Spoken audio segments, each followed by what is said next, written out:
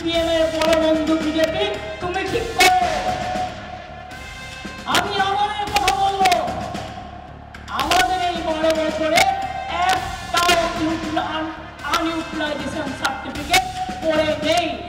তুমি যে মিথ্যে কথা বলে গেলে তার জন্য কত দাম দেবে, কত দাম দেবে, কত দাম? আমরা জানতে চাই মিথ্যে কথার দাম কত।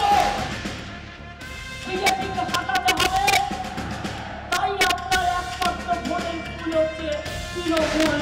একই বৃন্তে দুটো কুসুম, হিন্দু মুসলমান, একজন তার নয়নমণি আর একজন তার প্রাণ।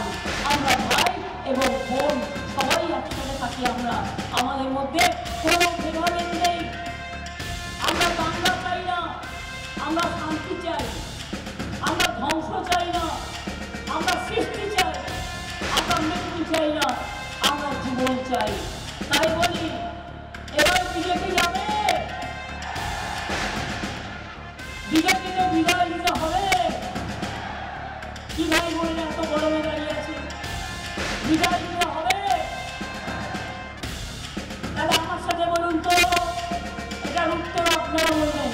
अलीगढ़ में सोच है, अलीगढ़ में सोच है, हमने करते जाए। আমাদের লোকেদের রোজ হ্যারাস করে, ওই দেখেছেন ওদের বিরোধী দল নেতা যিনি মুর্শিদাবাদ জেলায় থাকেন, তাকে কিভাবে বুকের মধ্যে স্নেহ করে আগলে রাখে।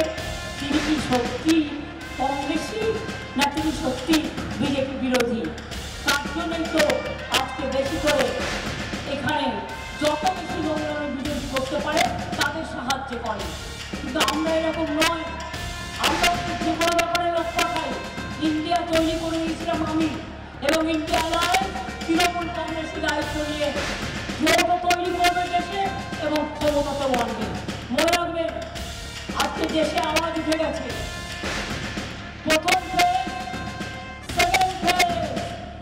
বিজেপি গেছে, তাই ভয়ে কাঁপছে, মুখ টুকটুক করছে, ভাবছে আর কি করা যায়, জোর করে কি করা যায়। ইলেকশন কমিশনের রিপোর্ট পেয়েছে, ভোটও কমে গেছে, মোদী বাবুকে লোকে আর গ্রহণ করছে না। এখন ওনারা সংখ্যালঘু ভোট নিয়ে ভাবুন, আমরা সংখ্যালঘুদের নিয়ে ভাবছি। মোদিজি ভেবেছেন, তাদের বাড়ি করে দিয়েছেন, শৌচালয় দিচ্ছেন, গ্যাস দিচ্ছেন, বাড়ির সামনে জল দিচ্ছেন, রাস্তা দিচ্ছেন, ছেলেমেয়েদের পড়ার জন্য স্টাইপেন্ড দিচ্ছেন।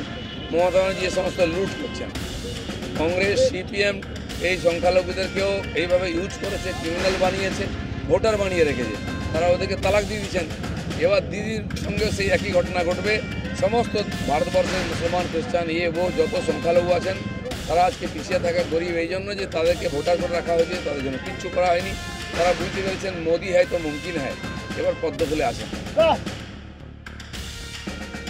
তারপরে ওখানে টিএমসির গুন্ডা বাহিনীরা ওখানকার যে পঞ্চায়েত প্রধান উনি বাজে ল্যাঙ্গুয়েজে আমাদেরকে গালাগালি করেন।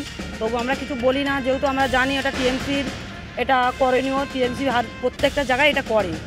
সেই ক্ষেত্রে আমরা আমাদের ভারতীয় জনতা পার্টিতে তো এরকম কোনো ধারা নেই যে আমরা বাজে ভাষা বলি কি বাজে কাজ করি ওনাদের সাথে। এটা টিএমসি পার্টির কাজ, টিএমসি পার্টি থেকে করেছিলেন।